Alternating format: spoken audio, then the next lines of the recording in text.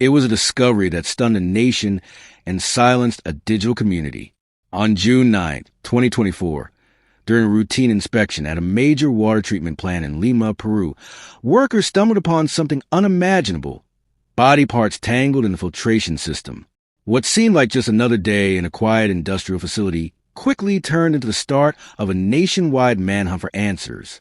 As investigators began piecing together the horror, tattoos found on the dismembered limbs led to an agonizing identification.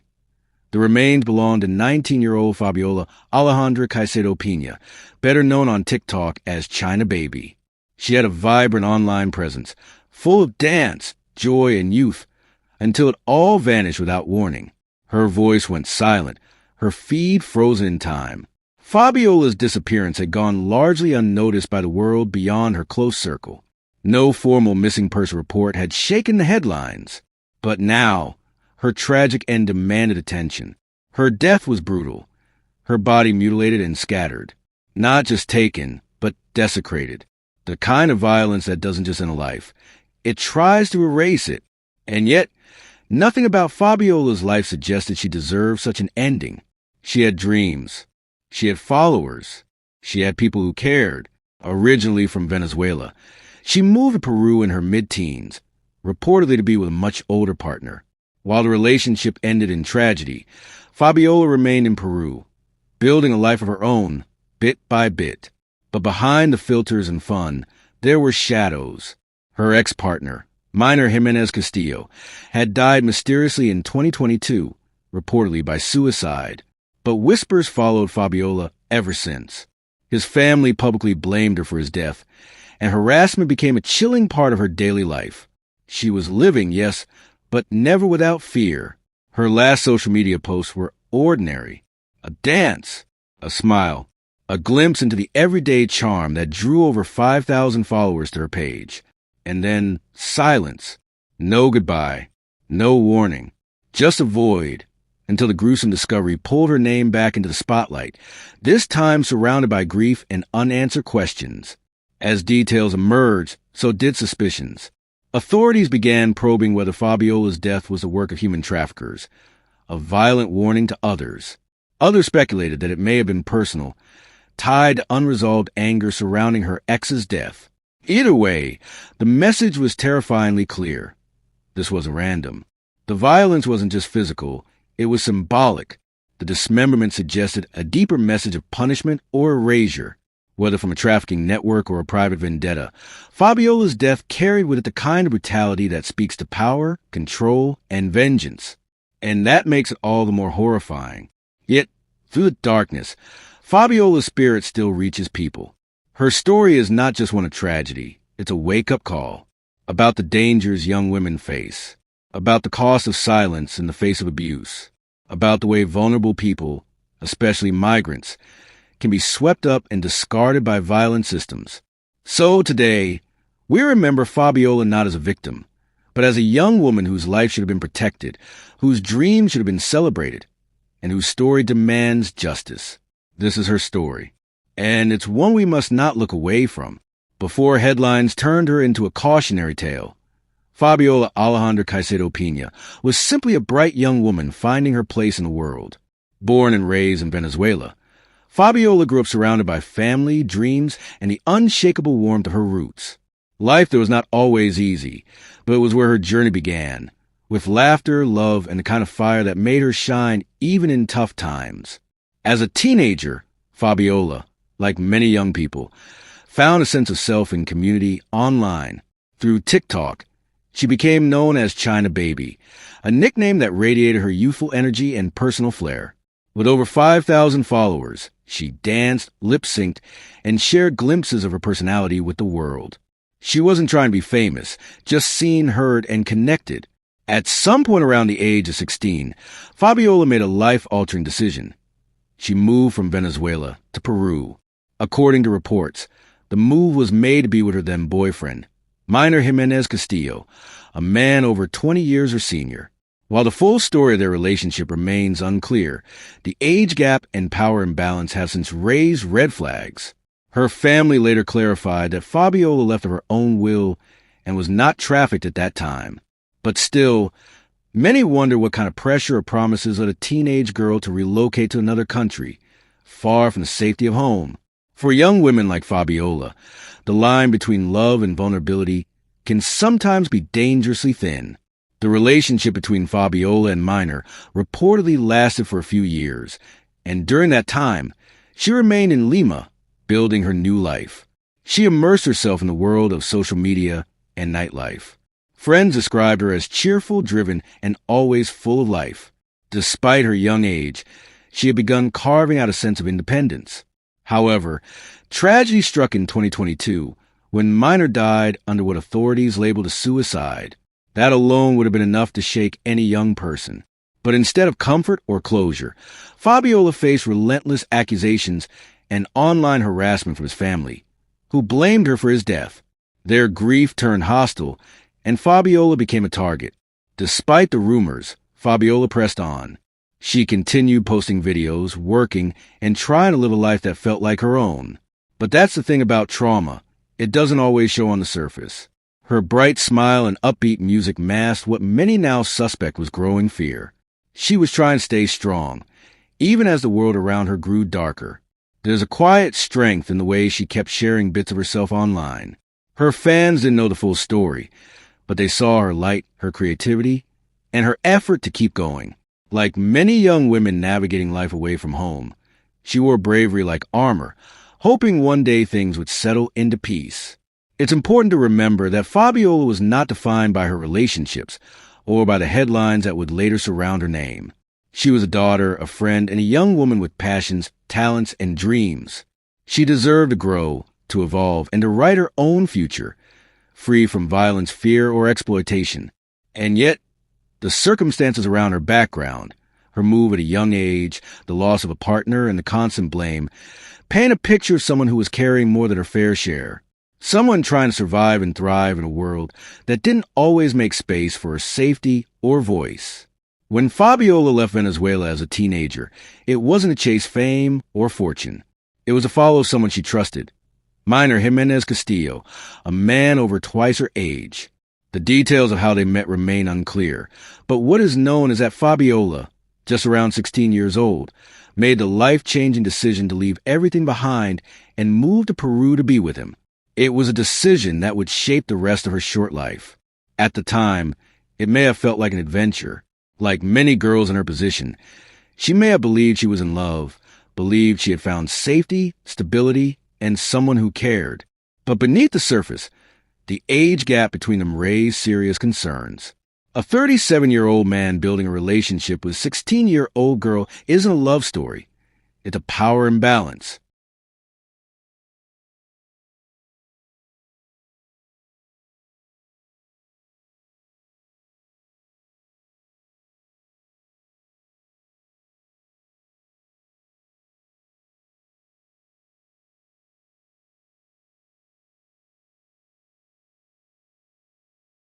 In those early years, Fabiola's digital presence was lighthearted and fun. Her TikTok videos didn't hint at trouble. She smiled. She danced.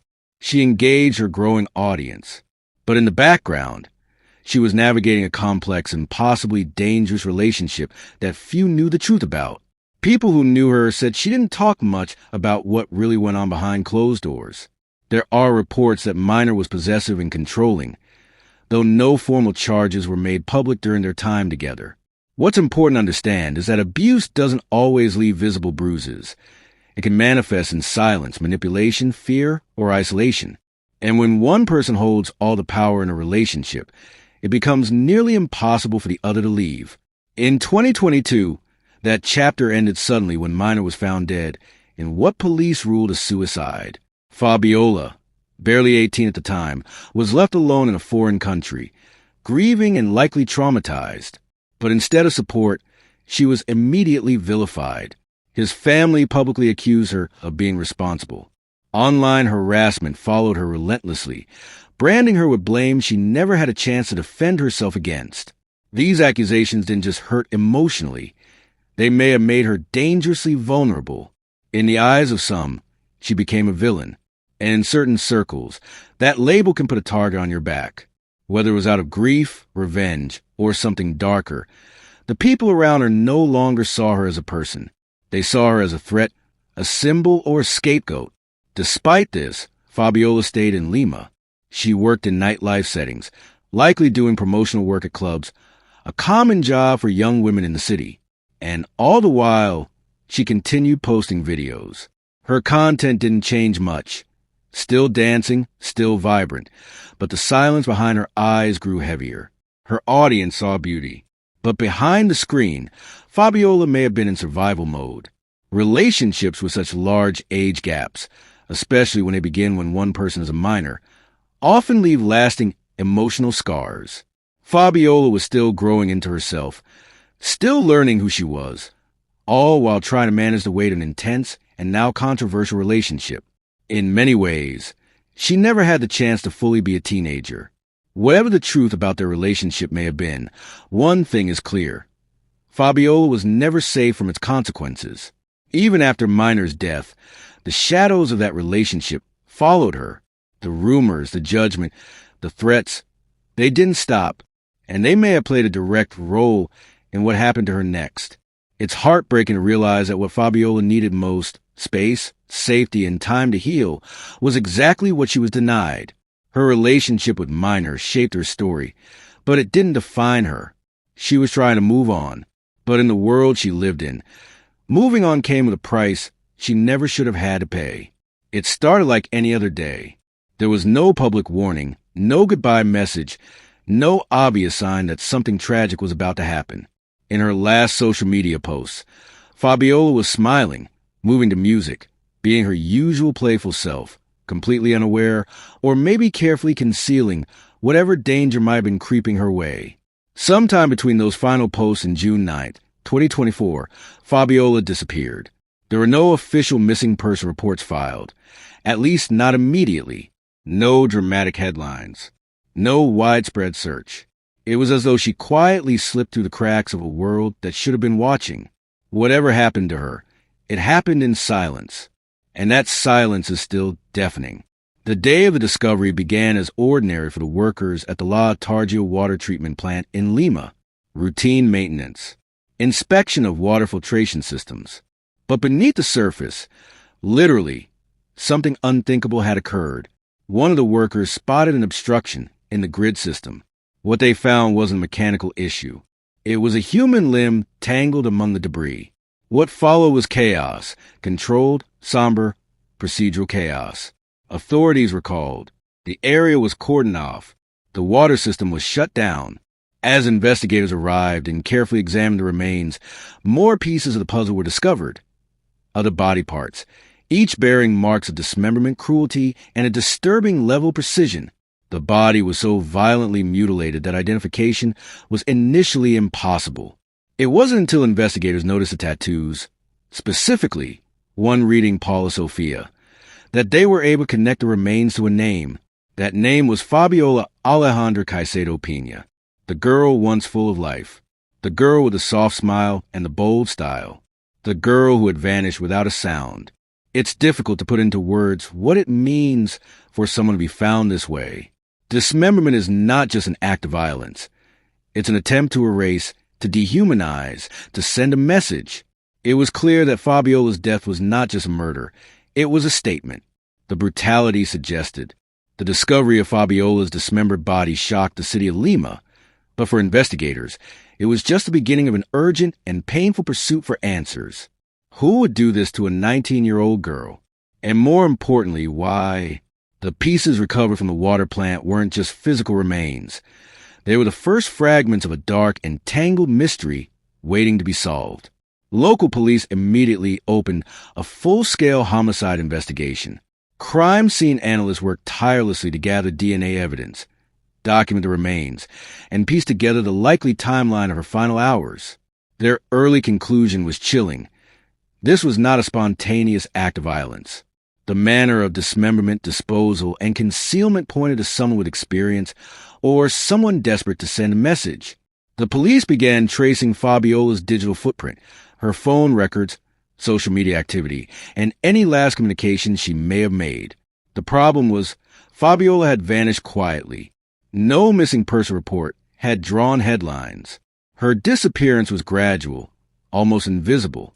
It made retracing her steps a challenge, and for the officers involved, every minute felt like time lost. Security footage from areas surrounding the water treatment plant was pulled. Investigators hoped to catch sight of someone suspicious, perhaps a car lingering where it shouldn't be, or a person carrying something late at night. The plant, being an industrial facility, wasn't easy to access. Whoever disposed of her remains there had likely taken precautions and understood the area well.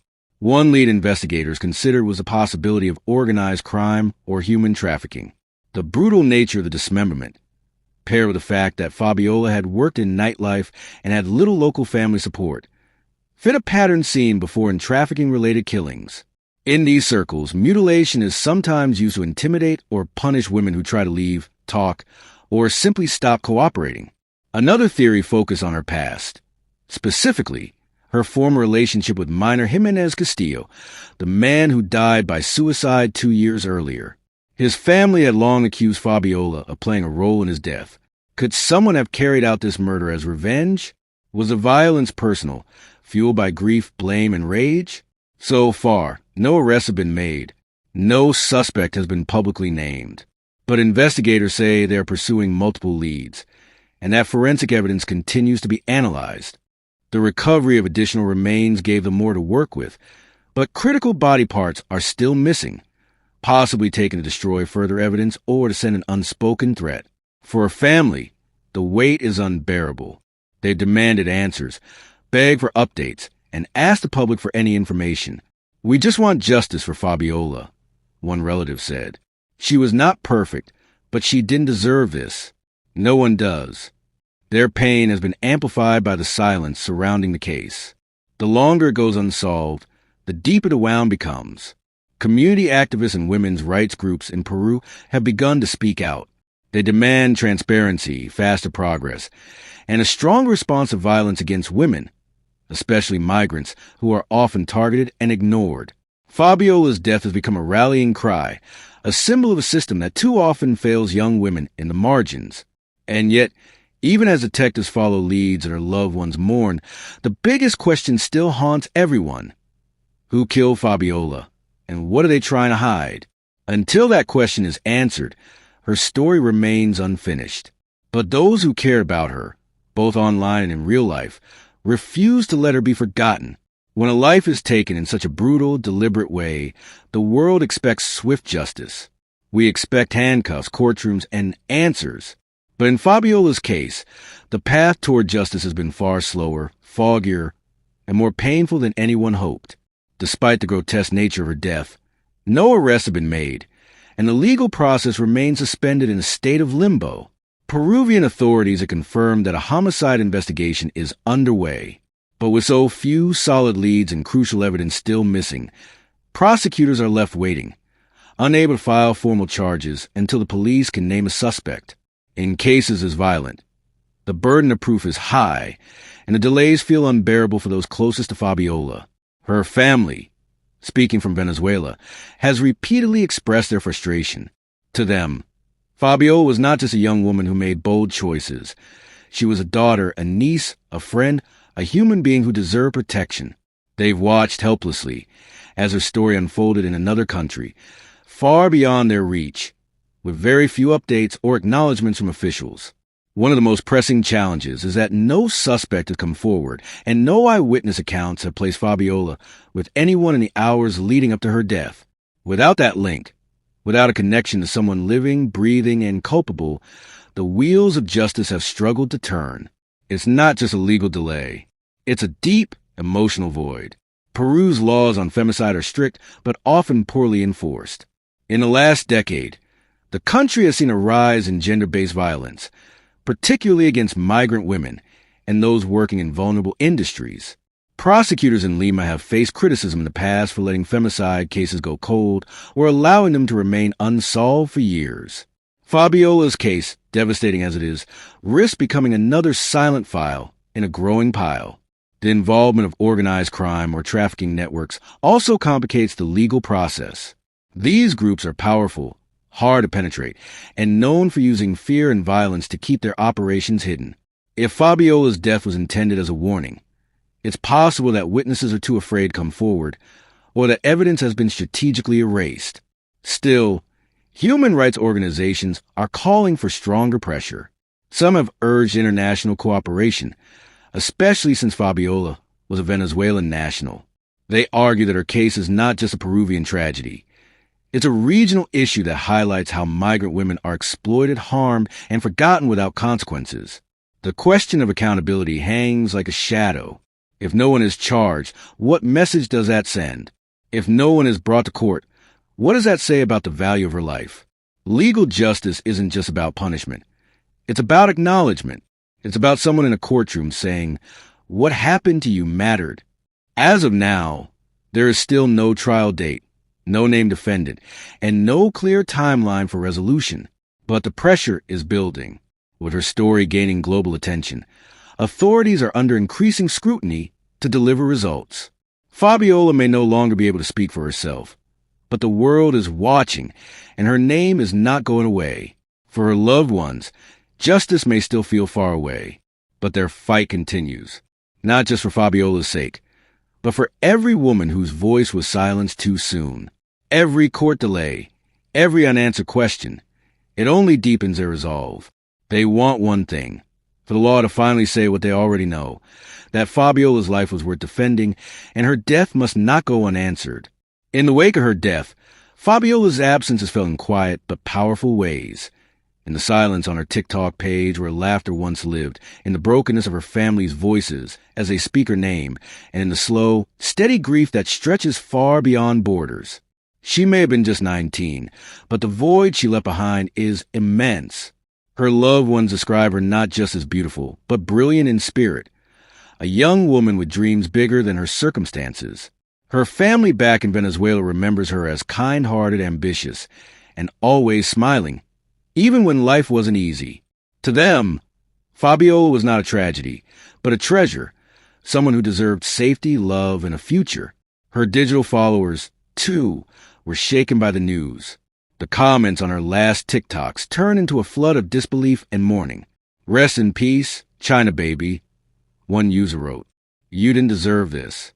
For many, Fabiola had been a source of light, even if they didn't know her personally. Her death reminded them just how fragile online connections can be, and how real the people behind the screens truly are. In Lima, where she had tried to rebuild her life, the community response was mixed at first. Some still clung to rumors and past judgments. But as the brutal details of her murder emerged, the tone began to shift. People realized this was not just another headline. It was a violent erasure of a young woman trying to survive in a city that didn't always protect its most vulnerable. Her story ignited important conversations about migrant safety, domestic violence, and the ways society fails women like Fabiola. Activists and women's rights groups in Peru began to speak louder, organizing vigils, panels, and social media campaigns demanding justice. Not just for her, but for the many others whose cases have been ignored or mishandled. Some have called Fabiola a symbol of lost potential, a representation of the young women who are too often judged for their choices instead of protected from their circumstances. Her move to Peru, her work in nightlife, her past relationship, none of it should have sentenced her to death. Yet, for many, it seems society silently allowed it. In Venezuela, her death was a devastating reminder of how many young people are forced to migrate alone, vulnerable and unprotected, seeking opportunity or escape. Her story resonated with families who had sent their own daughters abroad, hoping for better lives. Now, they live with a new fear that safety is not guaranteed, even across borders. The heartbreak of her family is compounded by distance. They were not able to bring her home, to say goodbye, or to bury her with dignity. Her body, dismembered and desecrated, became evidence in an international tragedy, rather than a daughter laid to rest in peace. That kind of pain is not just grief, it's torment. Yet, even in death, Fabiola's story is sparking awareness. Her name is being spoken in countries that never knew her. Her face is being shared by advocates demanding change. Her life, once confined to 15-second dance clips and short videos, is now a message that women, no matter where they are from or how they live, deserve protection, dignity, and justice. And so, Fabiola's legacy lives on, not through viral videos or hashtags, but through the slow, steady movement of people refusing to forget her. She was more than a victim. She was a daughter, a dreamer, and a voice that deserved to grow louder, not to be silenced by violence. And because of that, her memory continues to ripple through hearts, headlines, and history. Fabiola's story cannot be separated from the broader conversation about power, age, and control in relationships. She was just a teenager, around 16, when she left her home country to live with a man more than 20 years her senior. At an age where most girls are still learning who they are, Fabiola had already entered into a relationship where the imbalance of life experience, independence, and emotional maturity was undeniable. While some may have seen her move as a choice, it's important to understand how coercion and vulnerability often with a massive consent, especially for young girls in difficult circumstances. In environments marked by economic instability or emotional insecurity, older individuals can easily exploit a young person's hope, desire for love, or dreams of a better life. It's not always overt violence. It's manipulation, dependency, and subtle control that wear people down over time. In relationships with significant age and power gaps, the younger person often becomes isolated, cut off from their previous life, taught to trust only the older partner, and discouraged from forming outside support systems. If abuse occurs, emotional, financial, or physical, it can go unnoticed for years because the victim has nowhere to turn. In Fabiola's case, her relocation to another country made that isolation even more profound. After her partner's death, rather than being met with care or protection, Fabiola was targeted. She was harassed, blamed, and vilified by those who saw her as responsible. But this is often the case when younger women leave or outlive older partners, particularly when control has been a central theme in a relationship. The abuse doesn't end with separation. It sometimes escalates after it. Tragically, Fabiola's situation is not unique. Around the world, especially in migrant communities, young women are drawn into relationships that promise security but deliver exploitation. And when these relationships break down, or worse, end in tragedy, there is rarely a safety net waiting to catch them. There are only whispers, shame, and too often silence. Her death forces us to confront uncomfortable questions. How did we let this happen?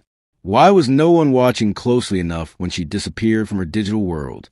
And how many other Fabiolas are still out there, young, afraid, and overlooked, hoping someone notices before it's too late? By acknowledging the patterns, age gap grooming, silent abuse, the exploitation of migrant girls, we give meaning to her life and death.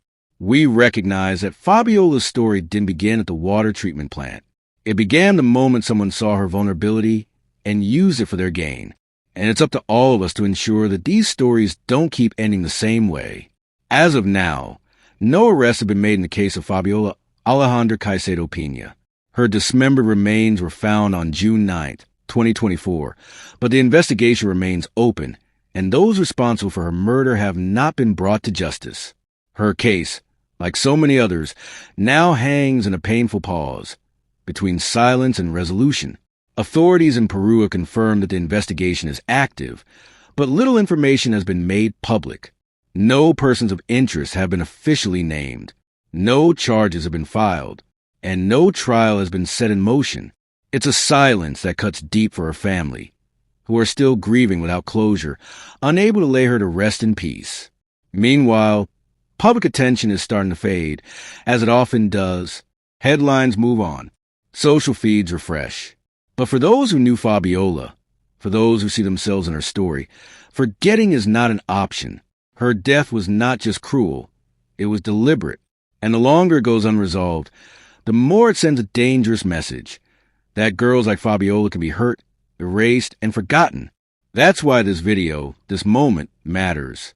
We share Fabiola's story not just to mourn her loss, but to demand justice, to amplify her voice, and to ensure that the world doesn't look away. Every person who hears her name becomes a part of that fight. Every viewer who understands her story helps push her case a little further into the light. We invite you to share your thoughts in the comments. What do you believe needs to change to protect girls like Fabiola? What steps could be taken, legally, socially, or culturally, to hold predators and abusers accountable, and to build a world where this kind of violence is never tolerated or ignored. And if Fabiola's story moved you, please like this video. Not for vanity, but because every click helps this story reach someone new. Every like pushes her name to more eyes, more ears, more hearts. Let the algorithm know that this young woman's life mattered, that her story should not be buried under silence. We also urge you to subscribe to this channel. We're committed to telling stories that matter. Stories like Fabiola's, that demand be told with care, truth, and compassion. By subscribing, you help us continue this work and stay connected to cases that deserve continued attention.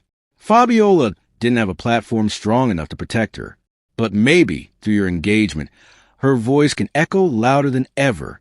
Maybe together, we can help create the pressure that pushes this case forward, that encourages law enforcement to act, and that reminds society of its duty to protect its most vulnerable.